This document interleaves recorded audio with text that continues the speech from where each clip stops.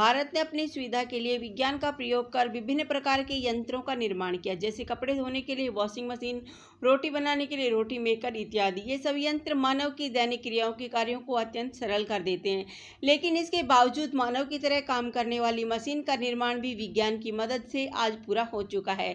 मनुष्य की भांति कार्य करने वाले इस यंत्र को कहा जाता है रोबोट, जो कि मनुष्य की तरह ही उसकी सेवा करने के लिए बनाया गया है। इसे यंत्र मानव भी कहा जाता है। रोबोट टेक्नोलॉजी का इतिहास। रोबोट टेक्नोलॉजी का इतिहास काफ़ी पुराना है। यह निश्चित तौर पर नहीं कहा जा सकता है कि सबसे पहले किसने रोबोट के निर्माण पर कार्य करना प्रारंभ किया था, लेकिन 15वीं शताब्दी के महान वैज्ञानिक एवं चित्रकार लियोनार्दो दा विंची ने भी एक ऐसे यंत्र मानव की यांत्रिक का चित्रण अपनी पुस्तकों में किया था, जो बैठ व चल फिर सकता है। इसके बाद जापान के कुछ वैज्ञानिकों ने रोबोट के विकास हेतु कार्य करना प्रारंभ किया। वर्ष 1920 में काइरेल कैपेक ने अपने काल्पनिक नाटक रेसेम्स यूनिवर्सल रोबोट्स में नाटक के पात्रों यंत्र मानवों के लिए रोबोट शब्द का प्रयोग किया था, जिसके बाद से आधुनिक यंत्र मानवों के लिए रोबोट शब्द का प्रयोग होने लगा। रोबोट टेक्नोलॉजी क्या व रोबोट कैसे काम करता है? रोबोट टेक्नोलॉजी एक ऐसी तकनीक है जिसमें वैज्ञानिक नीति के मदद से मानव ने एक रोबोट का निर्माण किया जाता है। रोबोट को अलग अलग कार्य करने के लिए इसमें अलग अलग मशीनों को लगाया जाता है।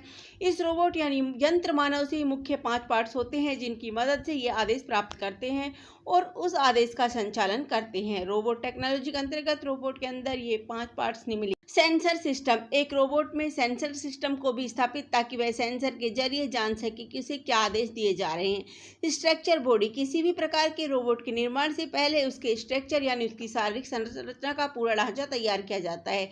उसकी शारीरिक संरचना के हिसाब से मशीनों को लगाया जाता है। Power sources. हम सभी लोग जानते हैं कि मानव को भी काम करने के लिए एनर्जी की आवश्यकता पड़ती है, उसी प्रकार से रोबोट को भी काम करने के लिए पावर रिसोर्स की आवश्यकता पड़ती है, और इसलिए सभी प्रकार के रोबोट में पावर रिसोर्सेज स्थापित किया जाता है। इसी के जरिए वह अपनी पावर को प्राप्त कर पाता है। Muscle system. एक रोबोट के निर्माण में मसल सिस्टम का भी उपयोग किया जाता है, ताकि वह बिना किसी गलती के कार्य को कर सके।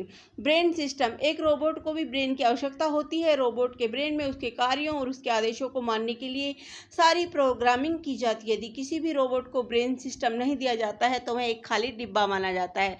रोबोट टेक्नोलॉजी के लाभ और हानियां। जिस तरह से मानव द्वारा जितने भी यंत्र बनाए वह मानव की सुविधाओं के लिए ही हैं, उसी प्रकार रोबोट टेक्नोलॉजी भी मानव सेवा के लिए बनाई गई है, जिसके लाभ निम्नलिखित है। रोबोट एक ऐसा मानव यंत्र है जो खतरनाक से भी खतरनाक कार्य को कर सकता है। रोबोट की तकनीक से मानव के सभी कार्य बहुत सरल और कम समय में ही पूरे हो सकते हैं। माना जाता है कि रोबोट टेक्नोलॉजी से किया गया कार्य बारीक और शुद्ध होता है। रोबोट के माध्यम से कोई भी कार्य शीघ्र अतिशीघ्र पूरा किया जा सकता है। कहा जाता है कि आने वाली पीढ़ी रोबोट टेक्नोलॉजी पर ही निर्भर होगी, जिससे दुनिया का विकास होगा। रोबोट टेक्नोलॉजी की हानियां। रोबोट के पास भावना नहीं होती है, जिससे वह दिए गए किसी भी कार्य में गलत और सही की पहचान नहीं कर सकते। कंपनी में रोबोट का उपयोग करने से बेरोजगारी की समस्या बढ़ जाती है। रोबोट से निकलने वाले कचरे का हम दोबारा प्रयोग नहीं कर सकते। रोबोट की रिपेयरिंग में भी अधिक परेशानी का सामना करना पड़ता है। रोबोट के खर्चा बहुत अधिक है, साथ ही इसके रख रखाव का खर्च भी अधिक आता है। रोबोट को कार्य करते समय बिजली की आवश्यकता होती है। ऐसे में रोबोट टेक्नोलॉजी के लिए बिजली की भी अधिक जरूरत पड़ती है।